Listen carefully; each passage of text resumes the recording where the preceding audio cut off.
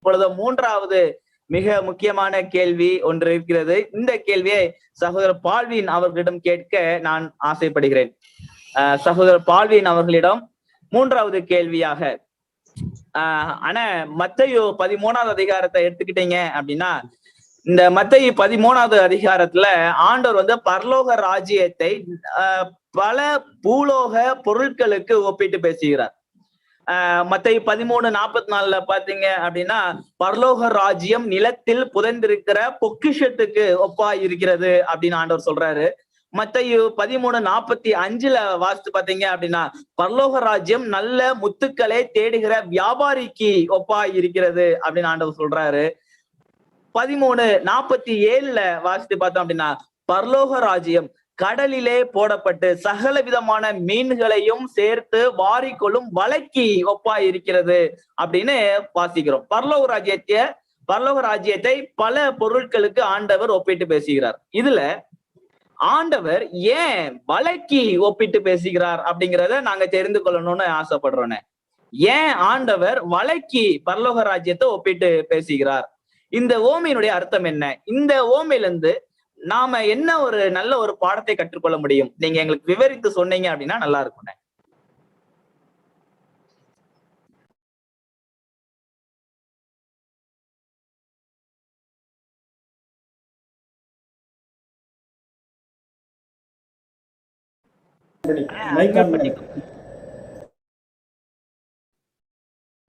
மத்தேயு 13ஆம் அதிகாரத்துல 47வது வசனத்திலிருந்து 50வது வசனம் வரைக்கும் ஒரு அழகான ஓமை குறித்து பேசப்படுது. இந்த ஓமை ரொம்ப ரொம்ப ஆழமான ஒரு ஓமை.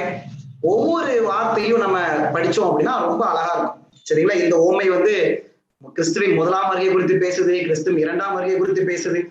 இப்படி பல காரியங்களை குறித்து இந்த ஓமை என்ன செய்யுதுன்னா, இந்த ஓமை பேசுது.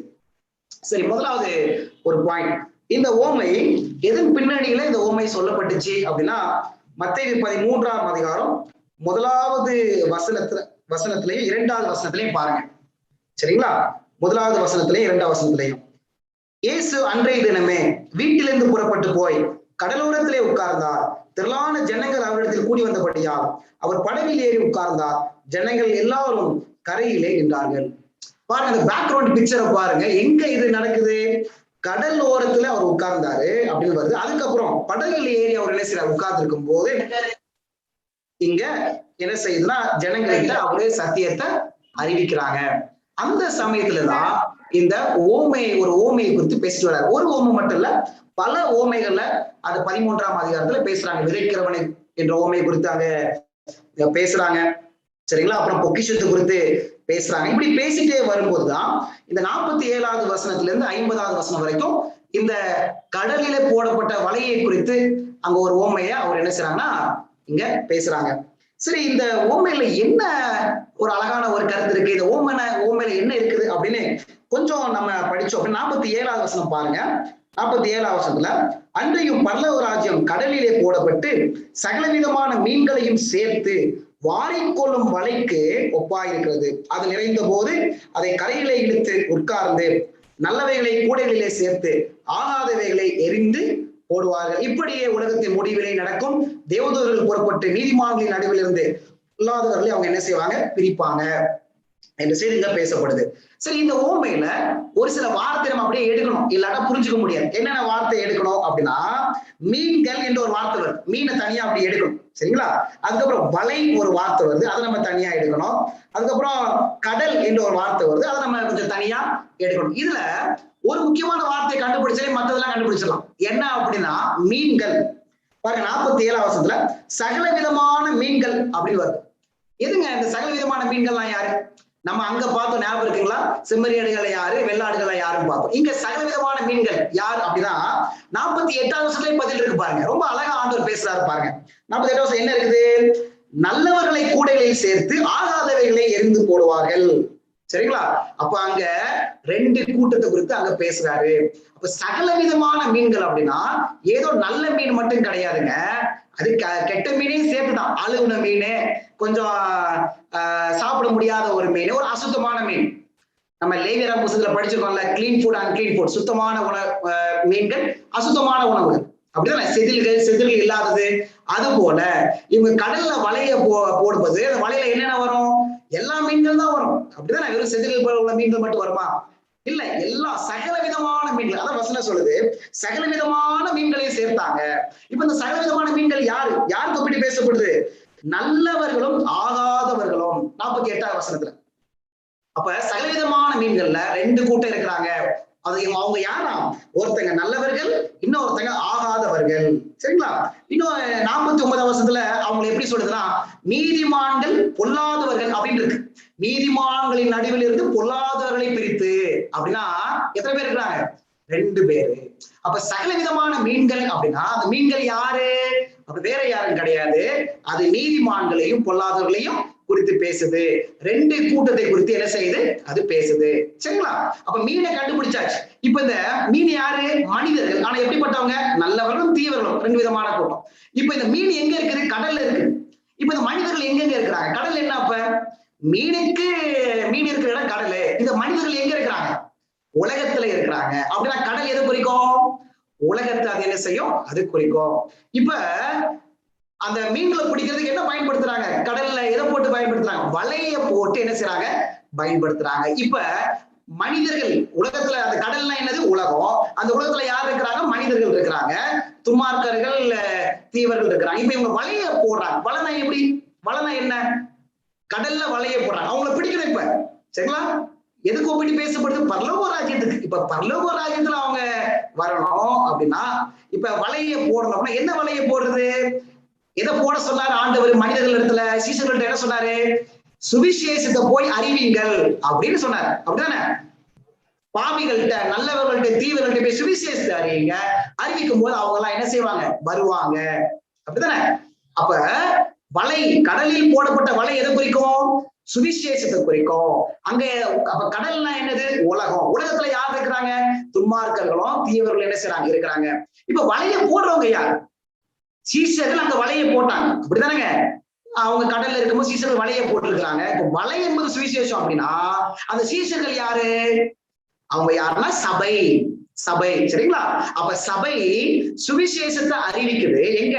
கடல், உலகத்துல சுவிசேஷத்தை அறிவிக்குது. அந்த சுவிசேஷத்தை அறிவிக்கும் போது எத்தனை கூட்டம் உள்ள வர்றாங்க சபைக்குள்ள? வெறும் நல்லவங்க மட்டும் கிடையாதுங்க, சகல விதமான மீன்கள். அப்படின்னா நல்லவர்களும் பொல்லாதவர்களும் எல்லாம் உள்ள வர்றாங்க. சுத்தமானும் அசுத்தமானும் உள்ள வர்றாங்க. சரிங்களா? அப்ப வெறும் கோதுமை மட்டும் கிடையாது, கலையை சேர்ந்து உள்ளவர். இப்ப இந்த கலையை யார் தயாரிக்கிறா? நீங்க மத்தேயு 13ஆம் அதிகாரத்துல நீங்க அதை படிச்சு பாத்தீங்க அப்படின்னா, மத்தேயு 13வது அதிகாரத்துல 25வது வசனத்துல, மனுஷ வித்திரை பண்ணுகையில் அவனுடைய சத்துரு வந்து கோதுமைக்குள் கலைகளை விதைவித்து விட்டு போனான். அப்படின்னா அசுத்தமான மீன் வருது அப்படின்னா அது ஒரு கலை, அப்படித்தானங்க. அப்ப அந்த அசுத்தமான மீன் அங்க யாரு எங்க கொண்டு வர்றது? பிசாசு என்ன செய்யறான்? அங்க கொண்டு வர்றான். அப்ப சுவிசேஷத்தை அறிவிக்கும் போது சபைக்குள்ள ஒரு கூட்டம் மட்டும் இல்லைங்க, 2 கூட்டம் உள்ள என்ன செய்யுது? வருது. சரிங்களா? இப்ப இங்க தேவனுடைய அன்பை பாருங்க. தேவன் உடனே அந்த மீன்களை அந்த வலைக்குள்ள இருக்கும் போதே தூக்கி தூர போடுற மாதிரியா ஓமையில சொல்றாரு? இல்ல, எங்க கொண்டு போறாங்க? 48வது வசனம், அது நிறைந்த போது அது கரையிலே இழுத்து உட்கார்ந்து. அப்ப எங்க கொண்டு போறாங்க? கரைக்கு கொண்டு போறாங்க. அப்ப போடப்பட்ட இடம் ஒண்ணு இருக்குது, கரைன்னு ஒரு இடத்தை. அப்ப கரைக்கு கொண்டு போய் உட்கார்ந்து அதை என்ன செய்யறாங்க? பிரிக்கிறாங்க.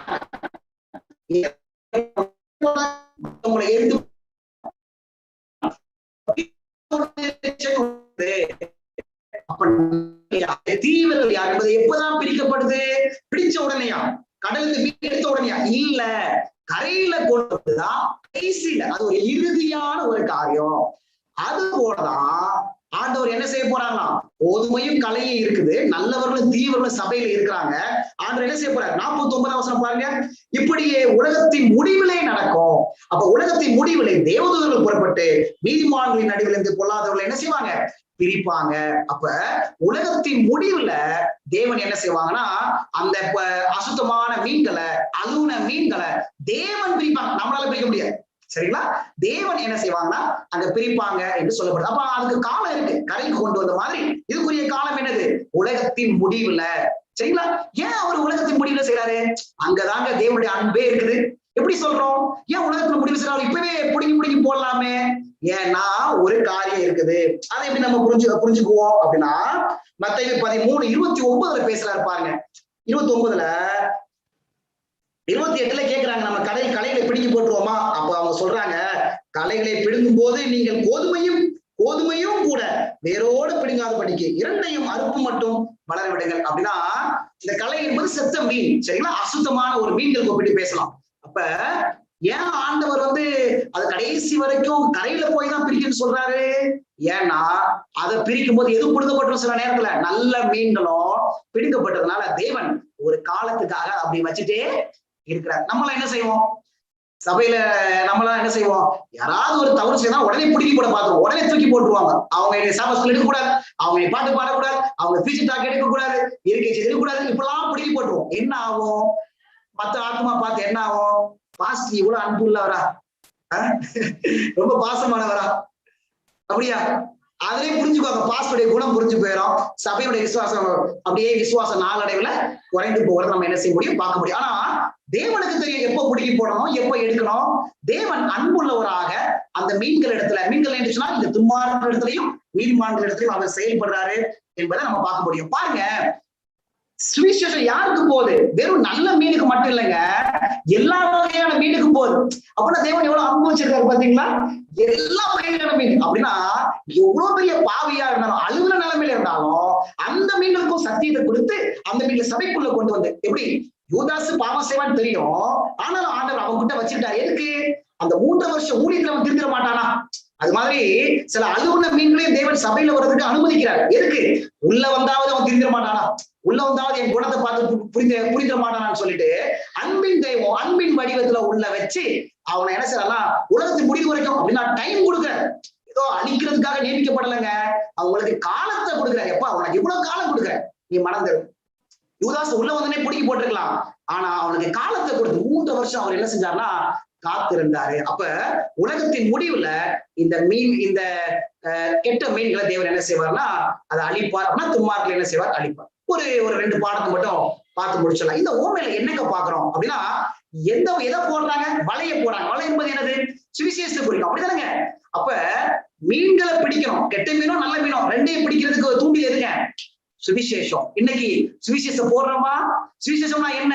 வெளிப்படுத்தல் 14ஆம் அதிகாரம் 6வது வசனம் 12வது வசனம் முத்தூது 3 angels message சுவிசேஷம். இந்த சுவிசேஷத்தை போட்டு நம்ம பிடிக்கிறோமா? யோசித்து பார்ப்போம். முதலாவது சுவிசேஷத்தை போடுறோமா, இல்ல முதலாவதே 10 கற்பனை குறித்து பேசிட்டு இருக்கிறோமா? யோசித்து பாருங்க. முதலாவதே ஓய்வு குறித்து பேசிட்டு இருக்கிறோமா? முதலாவது சுவிசேஷத்தை போடுவோம். இயேசு எப்படிப்பட்டவர், எவ்வளவு அன்புள்ளவர், எவ்வளவு இரக்கமானவர், அவர் எப்படி நம்மை நேசிக்கிறார் என்பதை போடும்போது எல்லாம் உள்ள வரும். உள்ள வந்த பிறகு நம்ம இன்னும் அநேகமான சத்தியங்களை நம்ம என்ன செய்ய முடியும்? சொல்ல முடியும் என்பதை நம்ம பார்க்கலாம். கடைசியா ஒரே ஒரு பாடம் என்ன அப்படின்னா, எனக்கு பிரியமான தேவனுடைய பிள்ளைகளே, நம்ம இருக்கின்ற சபையில, கிறிஸ்துவின் சபையில என்ன இருக்கும்? 2மே இருக்கும். சரிங்களா? அந்த ஓமையில அவருடைய சபையை குறித்து பேசும்போது 2மே இருக்கு. அப்படின்னா 2மே இருக்கும். ஐயோ இந்த சபையில இப்படி இருக்கே அப்படி இருக்கு சொல்லிட்டு சபையை விட்டு போறது நியாயம் இல்ல.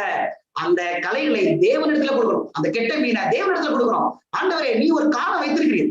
ஒருவேளை நம்ம பார்வையில ஆண்டவரை பிடிக்க போடாம இருக்கலாம், தேவன் ஒரு காலம் வச்சிருக்காரு. அந்த காலத்துல அவர் நேர்த்தியாய் என்ன செய்வாங்க? பிடிக்க போடுவாங்க. நம்ம சோர்ந்து போயிடக்கூடாது. ஐயோ சபையில அப்படி நடக்குது, சபையில சண்டை நடக்குது, சபையில கோல் சொல்றாங்களே, சபையில இப்படி எல்லாம் பேசுறாங்க, ஜெபம் பண்ண மாட்டாங்க, வயிறு படிக்க மாட்டாங்க சொல்லிட்டு நம்ம சபை விட்டு பிரிஞ்சிடாதபடி தேவன் அவருக்கு தெரியும் எப்ப பிடிக்க போடணும். அதுக்காக நம்ம அவர் தண்டிக்கணும்னு சொல்லி காத்திருக்காதபடி தேவனை அவங்க இன்னும் பலப்படுத்துங்கன்னு சொல்லி காத்திருக்கும் போது தேவன் அதுல காலத்துல செய்வார். நம்ம உள்ள என்ன செய்யணும்? இருப்போம். தேவன் நம்மை ஆசீர்வதிப்பார். ரொம்ப அழகா நீங்க விவரித்து சொன்னதுக்காக ரொம்ப நன்றி அண்ணன். நீங்க சூப்பரா சொன்னீங்க. எப்படி நம்ம மத்தேயு 25ல செம்மறியாடு வெள்ளை ஆடு நீதிமான்கள் சபிக்கப்பட்டவர்கள் அப்படின்னு படிச்சோமோ, அதேதான் நம்ம இங்கேயும் நம்ம படிச்சோம். மத்தேயு 13வது அதிகாரத்துல நல்ல மீன் பொல்லாத மீன் அப்படின்னு நம்ம படிச்சோம். ஆண்டவர் பிரிக்கிறார். நல்லவர்களையும் நீதிமான்களையும் சபிக்கப்பட்ட அல்லது பொல்லாதவர்களையும் ஆண்டவர் பிரிக்கிறத நம்ம இந்த 2 இடத்துலயுமே பார்த்தோம். மிக அழகா நீங்க எங்களுக்கு இந்த 2 இடத்தையுமே, நீங்க 2 ஓமையுமே ரொம்ப அழகா எங்களுக்கு நீங்க சொல்லி தந்தீங்க. அதற்காக நன்றி. நல்ல ஒரு பாடத்தையும் படிக்க முடிஞ்சிச்சு. ஒரு சபை அப்படின்னு எடுத்துக்கிட்டோம்னா 2மே இருக்கும். நல்லவர்களும் இருப்பாங்க, கெட்டவர்களும் இருப்பாங்க, கோதுமையும் இருக்கும், களையும் இருக்கும். நம்ம களையை பத்தி நம்ம யோசிக்க வேண்டாம். ஆண்டவர் அந்த களையும் அந்த கெட்ட மீனும் திருந்தணும் அப்படின்னு கால அவகாசத்தை கொடுக்குறாரு. திருந்துனா சரி, அப்படி இல்ல அப்படின்னா அந்த கலைக்கு என்ன செய்யணுமோ அதை ஆண்டவர் பாத்துக்கிடுவாரு. நல்ல ஒரு பாடத்தை கற்று தந்தீங்க, அதற்காக நன்றி.